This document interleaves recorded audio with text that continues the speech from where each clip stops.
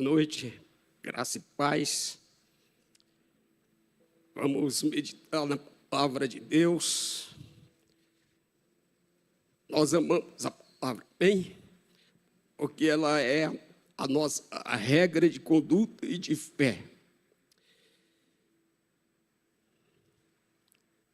A gente sabe que existem muitos cristãos que são guiados pelas emoções, pelas amizades, apenas por relacionamentos.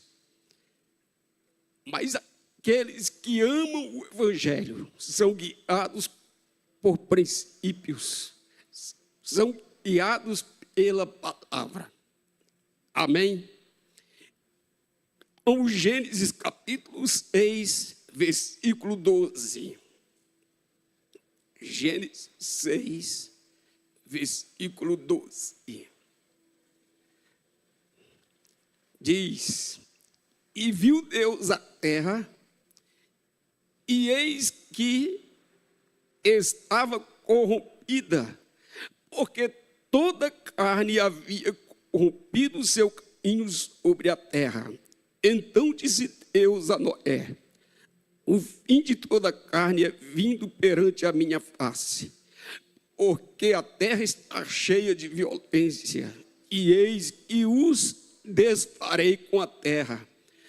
Faze para ti uma arca da madeira de gofer, farás compartimentos na arca, e a betumarás por dentro e por fora com betume.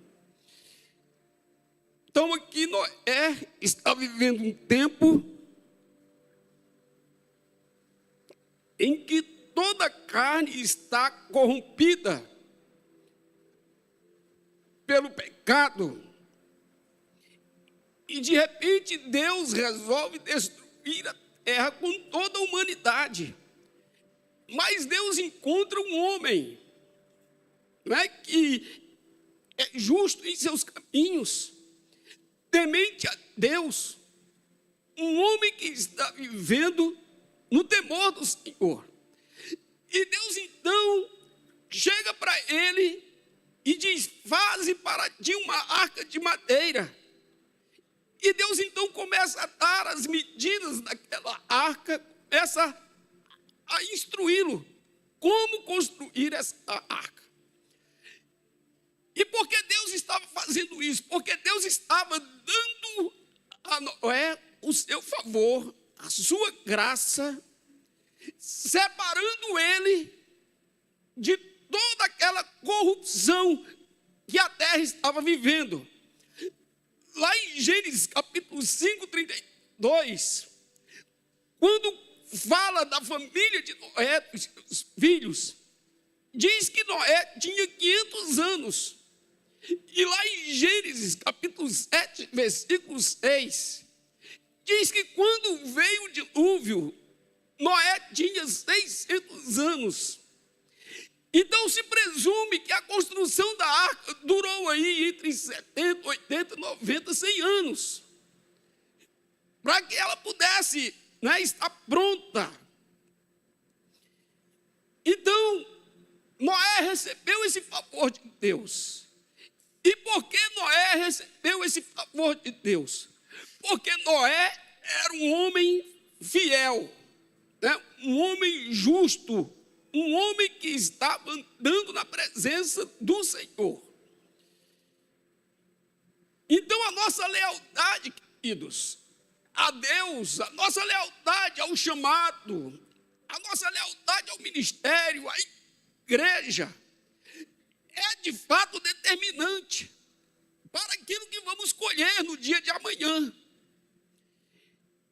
Então Noé colhe o favor de Deus por causa da sua maneira de andar. Então ele andava em justiça, no meio de um povo corrupto, no meio de uma geração pecaminosa. Então a tua lealdade a Deus não é a tua lealdade. Olha, presta atenção, porque muitos crentes, irmão, isso é comum. Às vezes ele é leal a um irmão, mas não é leal a Deus. Às vezes é leal a alguém, até um ímpio, mas não é leal à igreja. Às vezes ele é leal a um familiar, mas não é leal à palavra, aos princípios. Ele simplesmente fecha os olhos para os princípios, fecha os olhos para aquilo que a Bíblia diz e presta lealdade àquela pessoa, simplesmente por amizade. Então a pessoa é guiada por emoção. A sua alma dita as regras. Mas nós não podemos ser assim. A nossa lealdade não pode ser medida por sentimento, e sim por princípios. A Bíblia diz em vários textos, mas eu vou te dar um, 1 Pedro, capítulo 1, versículo 2. 1 Pedro 1, 2. Diz assim: eleitos segundo a presciência de Deus Pai. Pedro está dizendo que nós fomos eleitos, escolhidos, chamados por Deus, em santificação do Espírito. Para quê, irmãos? Para a obediência. Então nós fomos eleitos para obedecer. Nós fomos eleitos para a fidelidade. Nós fomos eleitos para sermos fiéis, para sermos leais. Então este é o chamado.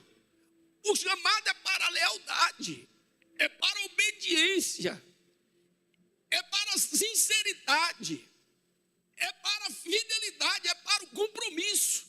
Porque tudo isso são atributos da lealdade. Quem é leal tem compromisso. Quem é leal é fiel. Quem é leal é honesto. Aquilo a quem ele é leal. Quem é leal respeita. Quem é leal, gera confiança. E o Senhor nos chamou, nós fomos eleitos para sermos obedientes. Fomos chamados para a obediência, para a lealdade. E diz ele também, e também para a aspersão do sangue de Jesus Cristo. Não aspergir. Isso é uma linguagem de figura. Cristo precisa ser pregado, né? Você está aspergindo o sangue de Cristo, o nome, o Evangelho, a palavra de salvação, a obra da cruz. Então fomos chamados, queridos, para essas duas coisas: obediência, lealdade, e para aspergir o sangue de Cristo. Então temos que observar se estamos vivendo em lealdade e se estamos aspergindo o sangue de Cristo, se estamos falando do seu amor, se estamos pregando o Evangelho, se estamos ganhando vidas, se estamos fazendo discípulos, se estamos levando a cruz, a salvação às pessoas. Não fomos eleitos para isso.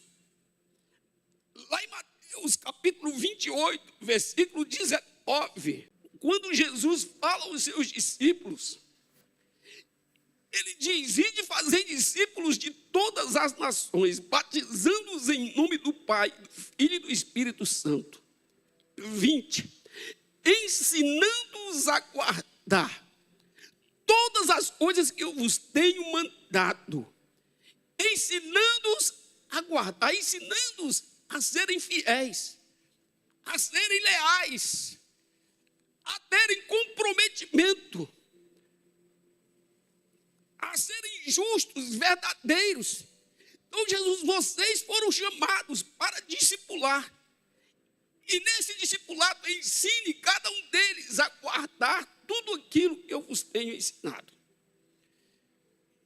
Então, o favor de Deus, irmãos, você não encontra na Shopee, não encontra no mercado, na feira. Você também não compra, também não é por merecimento, porque você é bonito, forte, rico, inteligente. né? Nada disso. Quando nós lemos em Gênesis capítulo 6, versículo 8, Deus está dizendo: Noé, porém, achou graça aos olhos do Senhor. Estas são as gerações de Noé. Noé era homem justo e perfeito. Então, por que Noé alcança o favor de Deus? Porque era um homem justo, não é? Justo é você amar a justiça, é você buscar viver uma verdade, é você andar nos princípios da palavra, é você ser justo com aquilo que é correto e perfeito. Essa palavra perfeita, você pode substituí-la por viver a vontade de Deus. Sabe, perfeita, viver em santidade, viver fugindo do pecado, viver de maneira que o seu viver agrade ao Senhor. Então você não recebe o favor de Deus, queridos. Olha, a Bíblia está nos ensinando, não é porque choramos. Existem pessoas, a própria palavra diz, pede e não recebe. Por quê? Porque pede mal, porque acha que por chorar, por estar triste, simplesmente porque está doente, porque está precisando de um favor, vai receber. E não é assim que a Bíblia diz. Deus favorece a Noé porque ele fazia a coisa certa. Então, se você quer o favor de Deus, não é o teu choro, não é a tua dor, não é a tua necessidade que vai atrair esse favor. É o fato de fazer a coisa certa. É o fato de andar corretamente, de ser justo, de andar na presença de Deus, de fazer a vontade de Deus. Isso é o que traz o favor de Deus. Efésios capítulo 5, versículo 1. Paulo diz: sede, pois, meus imitadores, sede, pois, imitadores de Deus, como filhos amados. E andai em amor, como também Cristo vos amou, e se entregou a si mesmo por nós em oferta e sacrifício a Deus, em cheiro suave. Então aqui está, não é a fórmula, que é o favor de Deus. Seja imitador do Senhor, seja imitador de Cristo, sabe? Entre no Evangelho e traga esse Evangelho como, de fato, uma verdade e uma atitude de vida. Como nós lemos, Deus decidiu destruir a terra, por quê? Por causa da injustiça. Então, quando nós não somos justos, nós atraímos a ira de Deus. Porque foi o que atraiu a ira de Deus para esse tempo de Noé. Os homens estavam vivendo em injustiça, estavam vivendo em pecado. Então isso atrai a ira de Deus. Agora, quando você é justo, como Noé, no meio daquele povo corrupto, o que Noé atraiu? O favor de Deus. Então, quando vivemos de maneira injusta, nós atraímos a ira. Mas quando vivemos de maneira justa, nós atraímos o favor de Deus. Então, irmãos, às vezes, nós estamos vivendo um processo, né? Um processo. Às vezes Deus está te levando a lugares mais fundos, a raízes mais profundas, a maturidade cristã, e muitas vezes te leva a viver um processo durante um tempo. E uma coisa que você precisa entender é que todo processo é o que? É temporário. Enquanto a promessa de Deus é permanente. Então Deus trouxe uma promessa para Noé de salvação. Essa promessa era permanente. Mas o tempo de construção da arca, o tempo de chacota com a cara dele. O tempo que ele sofreu diante daquele povo, construindo um barco, na cabeça do povo, sem chuva. O que é isso que esse homem está construindo? Então ele sofreu com isso. Mas esse processo foi temporário. Teve começo e teve fim. Então, irmãos, às vezes, se você está passando por alguma coisa, primeiro você tem que compreender: isto não é minha promessa. Você está vivendo uma doença. Essa doença não é a tua promessa. É apenas um tempo. É apenas um processo que você está passando. E tem mais. Nós olhamos para a palavra. E quando pessoas dentro do processo começam a viver coisas, né, passar por coisas que nunca passaram. Por exemplo, Noé estava construindo um barco e ele nunca tinha feito isso. Era uma coisa diferente, inusitada, não é? Ele sofreu por causa disso. Trabalhou duro. E aquilo que ele estava fazendo de diferente deu a ele uma colheita diferente de todo mundo. Ele viveu o que ninguém viveu. Ele fez o que ninguém fez. Enquanto as pessoas zombavam, ele continuava trabalhando.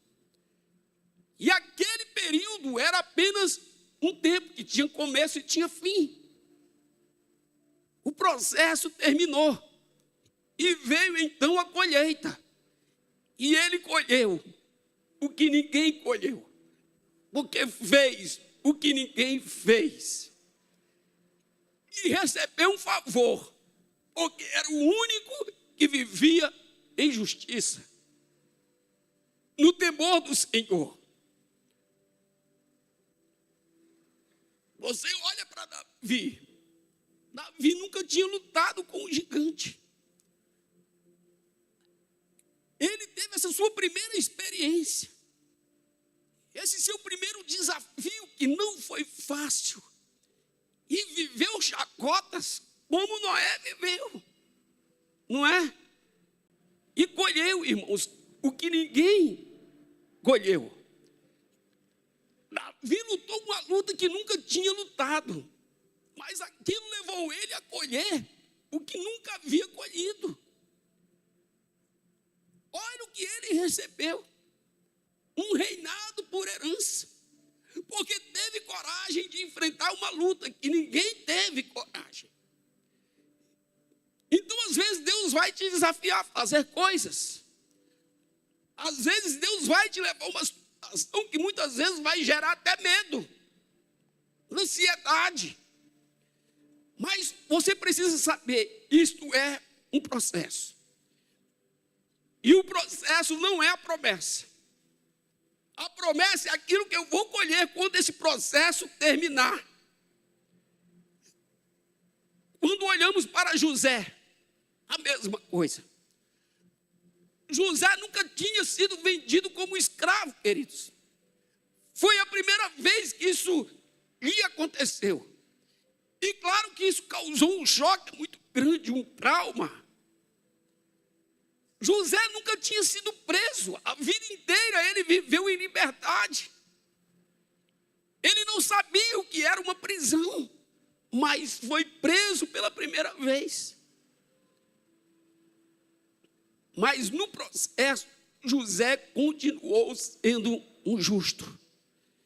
E por causa da prática da sua justiça, ele recebeu o favor de Deus. José não recebeu o favor de Deus porque era um pobrezinho rejeitado pela família. Porque era um homem bonzinho que estava sendo injustiçado. O choro não comove o coração de Deus. Sabe, essa coisa de você brigar com Deus, isso não comove. Nem tampouco a sua necessidade.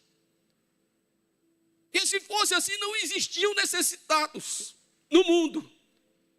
E E por que existe tanta gente necessitada? Porque necessidade não comove o coração de Deus. O que move o coração de Deus é a sua justiça, é o seu andar, é a sua prática. Na verdade, é o seu temor ao Evangelho. É a forma de você crer com ação, com atitude. Não são apenas palavras. É um amor com obras. É uma fé com obras. Isso é o que comove o coração de Deus.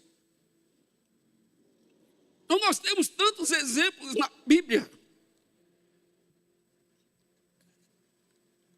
A dificuldade que você vive hoje não determina o dia de amanhã. Amém.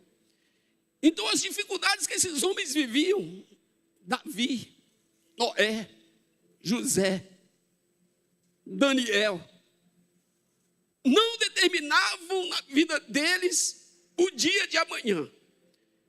Então, irmãos, eu não sei qual a sua necessidade hoje. Não sei o que você está vivendo hoje.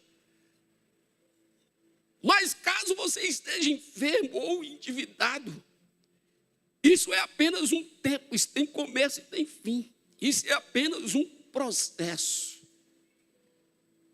Salmos 126, versículo 5, diz assim: os que semeiam em lágrimas segarão com alegria. Então semeia isso com lágrimas. Mas você não vai chorar a vida inteira. Um choro dura uma noite, mas ao amanhecer tem alegria, tem colheita. Que diz: segarão, colherão com alegria. Então, se você está chorando hoje, esse é o seu presente. Mas não quer dizer que este seja o seu futuro. Se você vive uma prova hoje, amanhã você terá um testemunho. Quantos creem nisso? Amém? Eu vi aqui eu vi a prova, irmãos, que Gabriel viveu. Um deserto, né, Gabriel? Viveu tempos difíceis, irmãos. Mas ele perseverou. E aquilo não era a sua promessa. Era apenas um processo. E ele permaneceu fiel. Então Deus não olhou para o Gabriel e teve pena dele.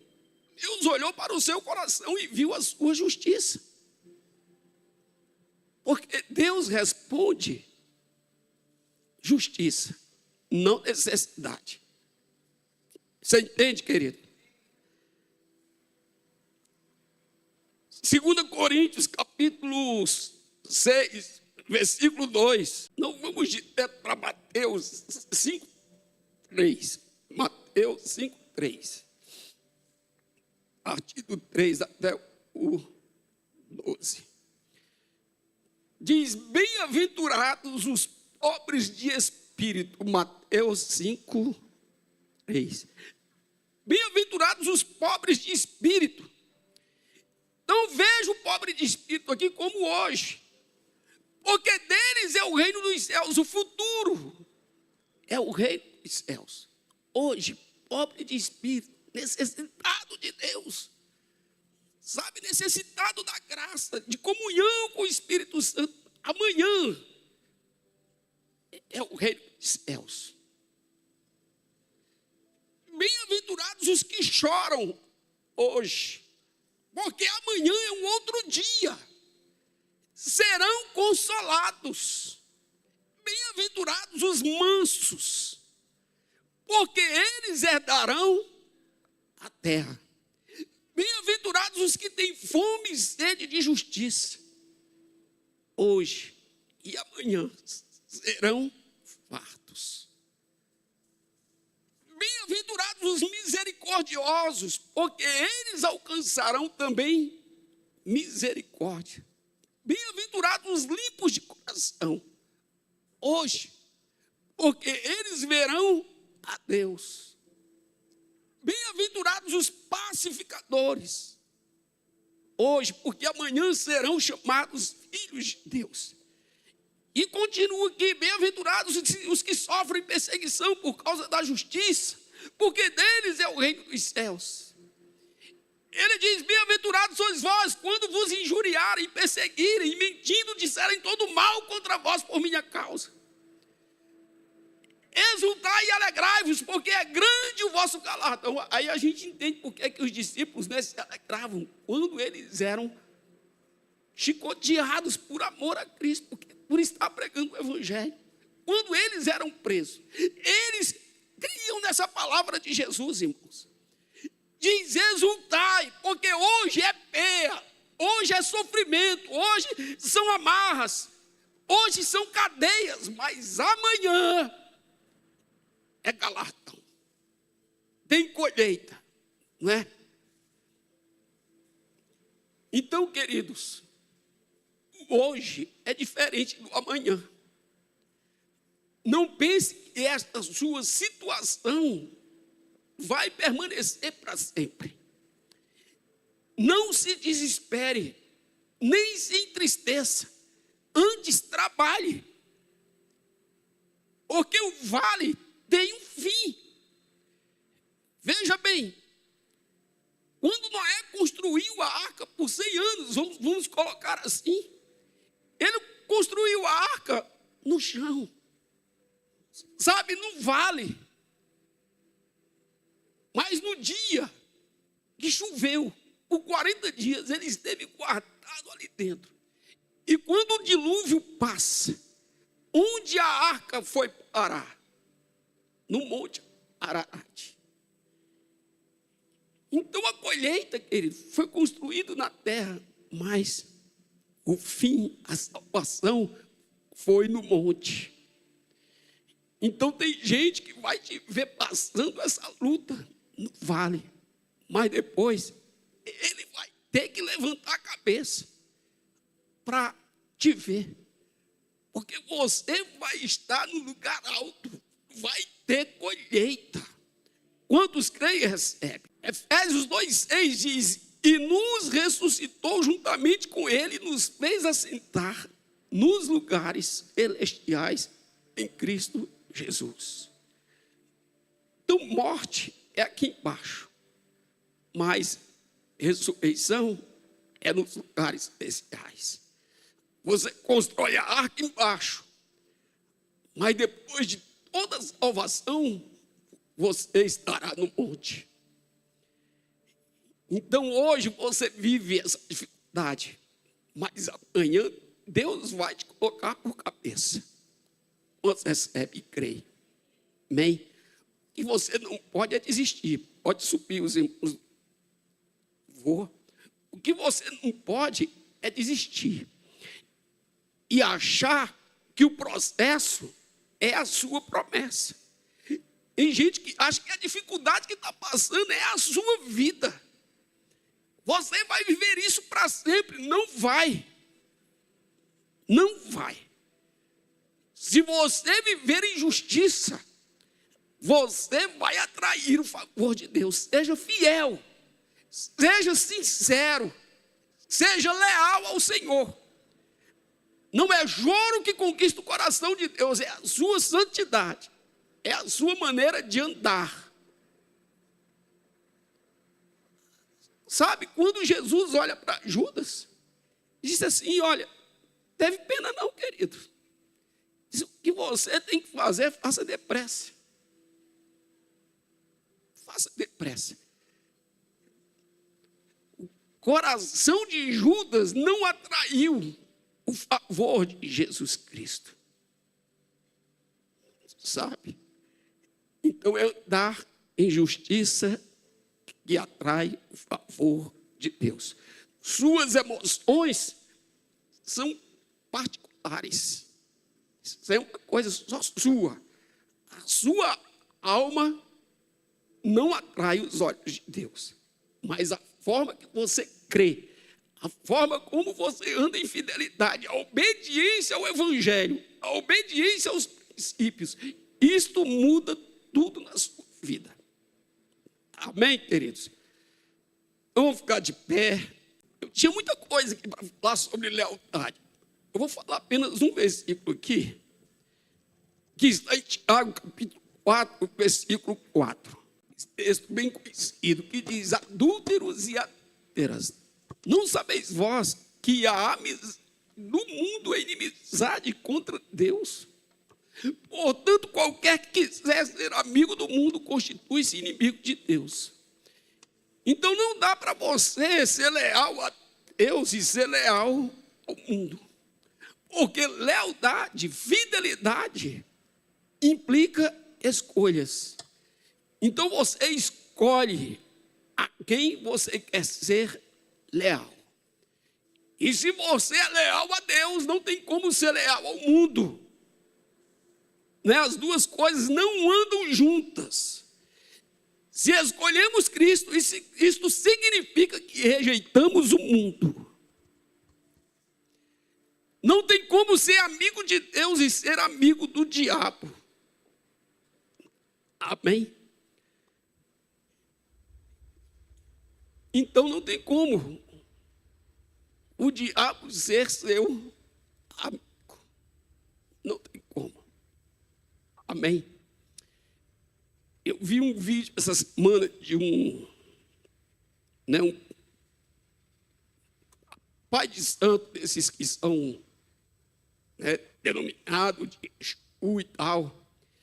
Ele estava dizendo que hoje ele trabalhava muito nas igrejas evangélicas. E eu creio que ele é o pai da mentira, mas nisso ele está falando a verdade mesmo, né?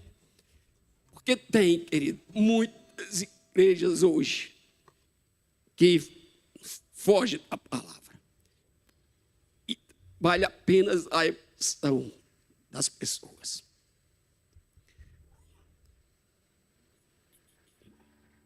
Então o diabo, ele não brinca de ser diabo. E ele continua, no seu trabalho focado, buscando alcançar todos os seus objetivos, todos os seus planos projetados. Então, o fato de frequentar uma igreja, de receber o nome de crente, de cristão, isso não diz nada. Não diz nada. O que diz ao nosso respeito é o que Noé carregava: justiça dentro de si, temor a Deus, observação da palavra, sinceridade, lealdade ao Evangelho, fidelidade ao Senhor, compromisso com a sua obra. Amém, queridos?